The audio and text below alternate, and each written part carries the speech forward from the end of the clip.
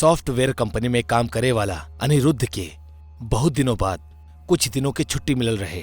वो बहुत खुशी खुशी अपना घर जात रहे। तभी ओकर पापा ओकरा फोन कैले। हाँ पापा, हाँ चिंता मत करी, हम जल्दी पहुंच जाए। जल्दी अइहा, पर गलती से भी जंगल के शॉर्टकट रास्ता मत लिहा, वो रास्ता ठीक नहीं खे। जी पापा, अब रखा तानी, चलत गाड़ी में बात करब ठीक नहीं खे। ओके, लव यू पापा। अनिरुद्ध फोन रख देलस। ओकर चेहरा पे घर जाए के खुशी साफ झलकत रहल। कुछ ही देर में अनिरुद्ध उस जंगल के क्रॉस कैलस, जेकर खातिर ओकर पापा कहले रहले कि शॉर्टकट मत लिहा। का करी, पापा की बात मानी या ना? लेकिन अगर हम शॉर्टकट ले भी लेनी तो पापा के बताई के हमार सिवा तो क्यों और बना हमरा साथे। त अनिरुद्ध डियर, समय से घर पहुंचे के बाद त शॉर्टकट तो लेवे के ही पड़ी।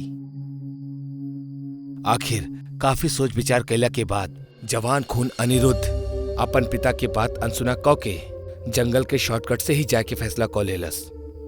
अभी वक्त ही जानत रहल या फिर वो जंगल कि ओकर अंदर आवे वाला मेहमान के साथे का होके वाला रहल।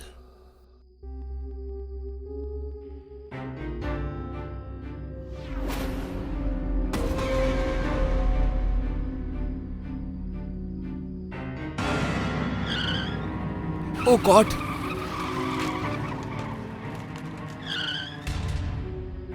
लागता एक्सीडेंट की वजह से टेम्परेरी मेमोरी लॉस हो गई बा। कुछ समझ में ना आवत रहे कि हम कौन सी ओर से आयल रहनी, हिन्ने से या हुन्ने से। एक्सीडेंट से लगल चोट के दर्द के साथ साथ अनिरुद्ध जंगल से बाहर जाए वाला रास्ता पर चले लागल। लेकिन कुछ ही देर बाद वह रास्ता से वापस एक्सीडेंट वाली जगह पर पहुंच गए जहां से वो आयल रहे। ई देख अनिरुद्ध बुरी तरह से डर गए। ई कैसे हो सकेला? हम उ तरफ आगे बढ़ल रहनी, फिर यही कैसे आगे नहीं? अनिरुद्ध बहुत कोशिश करत रहल वो जंगल से बाहर निकले के खातिर, लेकिन वो बार बार उहे जगह पर वापस पहुंच जात रहे जहां एक्सीडेंट भइल रहे। लेकिन तब भी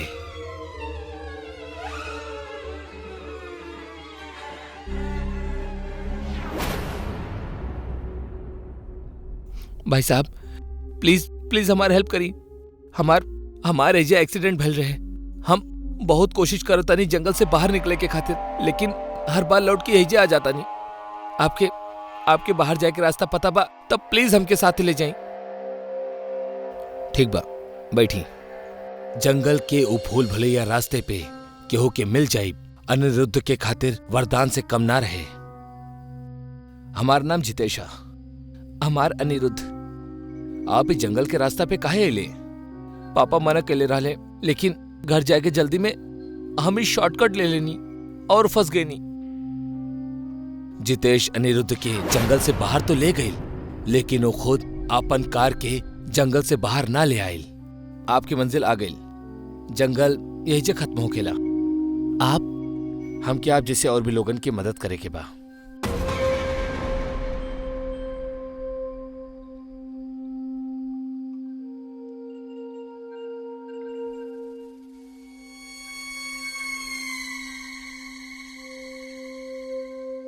बबलू भाई, आपके भाई जंगल में का मर गए? आप तो यही अपन ठिकाना बना ले। एहिजा रहे नहीं तो लागेला कि वो हमारा आसपास ही बा।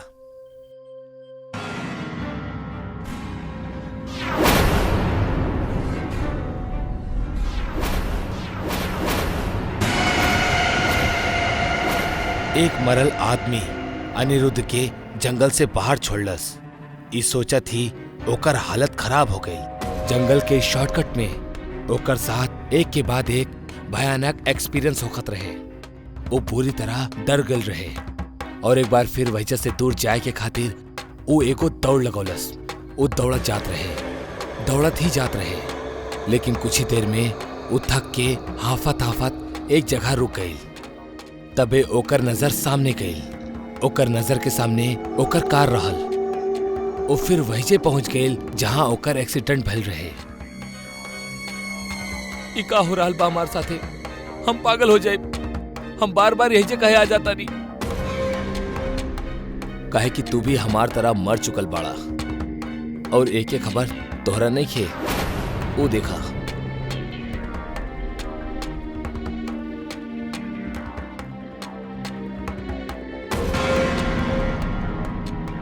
जिंदगी में जब केहू बड़ तोहरा के कुछ ना करे के खातिर कहे तो ओकरा ना करे के चाहिए और शॉर्टकट ता कब्बो ना लेवे के चाहिए।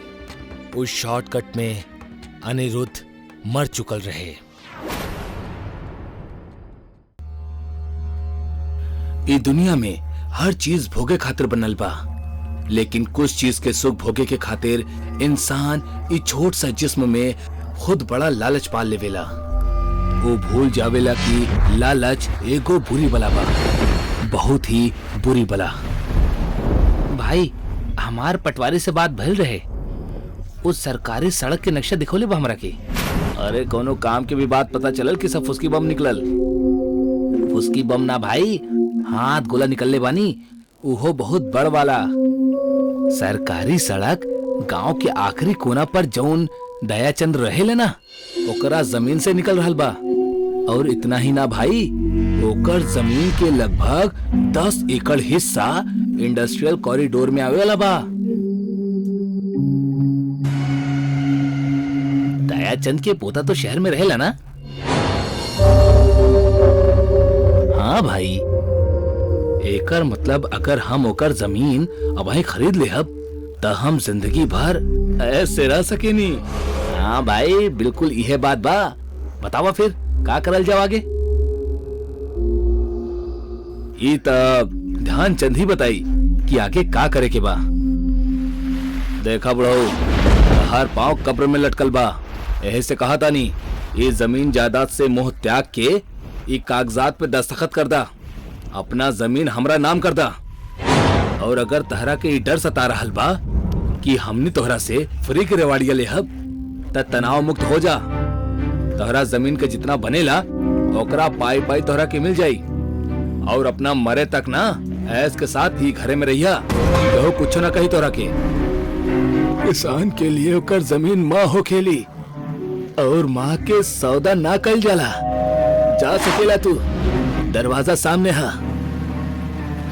काका, बूढ़ हड्डियन के जवान खून के तरह कड़के के ना चाही, हड्डी टूटे के डर रहेला। अभी अपना डायलॉग बाजी बंद करा और चुपचाप दस्तखत करा। भैया, ये आप लोग काका से ऐसे कैसे बात कर रहल बानी? अगर ये अपना जमीन ना बेचल चाहता रहे तो हमने के इनके फैसला के रिस्पेक्ट करे के चाहिए। हमार ख्याल से हमने के यहाँ से चले के चाहिए।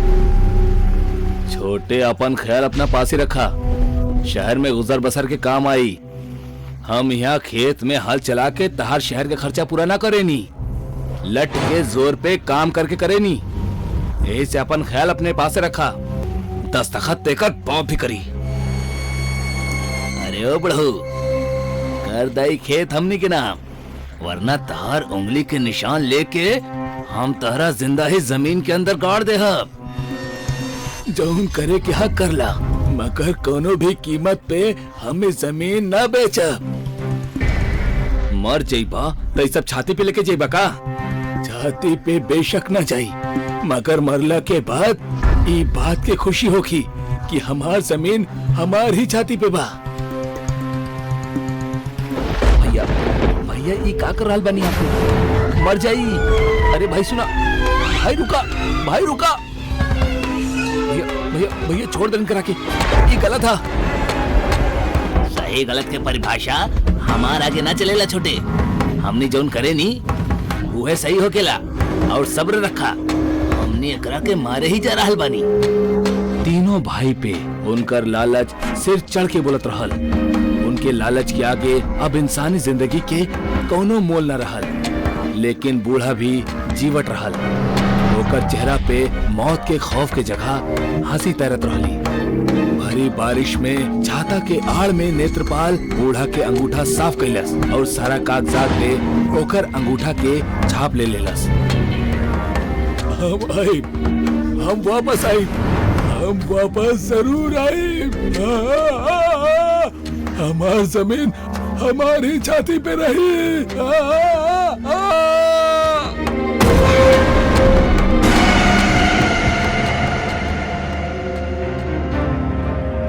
भाई आज शराब के हर घूट के साथे दयाचंद के याद आवत रहली। पिछला साल जब ओकर जमीन हथियौले रहनी ना, वो समय यह मौसम रहल। साला का बोलत रहल, हमार जमीन हमारी छाती पे रही।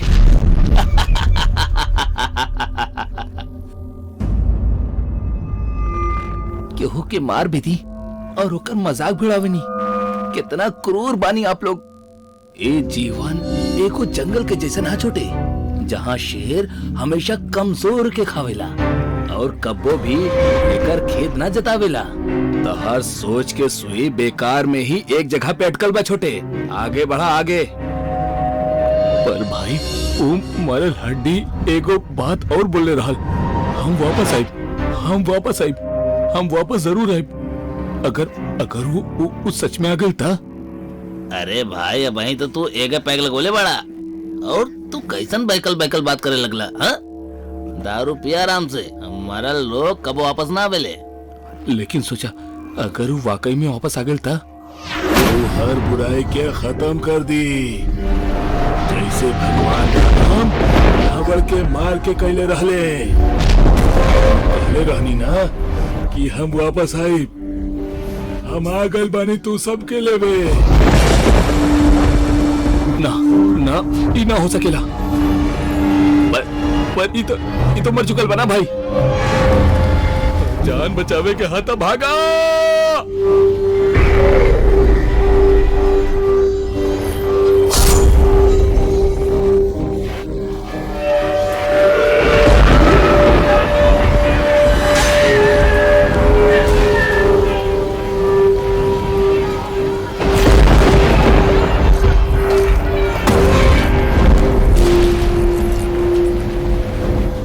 हमरा के माफ करा बाबा, हमरा से गलती हो गई।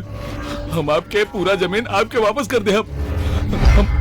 हम आपके और 10 एकड़ जमीन दे दे। बस हमरा के मारी ना।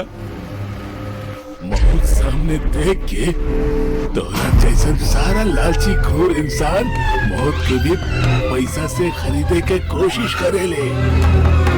पगला, इस सदा देवे से पहले एक बार ई तो सोच लेवे के रहल, जमीन के ई मरल आदमी अब का करी।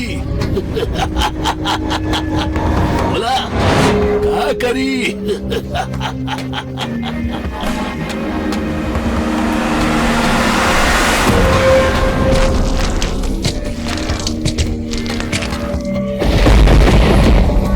तारा हमरा से डरे के जरूरत ना है बेटा। तू भला इंसान बड़ा। कुछ दिन में हमार पोता दिल्ली से यहाँ आवे वाला बा। हमार जमीन ओकरा नाम चढ़ा था, वरना हमार जमीन हमार छाती पे ही रही। समझ रहा बड़ा ना बेटा। जरूरत से ज्यादा हासिल करे के चाहत लालच के जन्म देवेली, और लालच बुराई के, और बुराई के नाश हो खब हमेशा तय रहेला।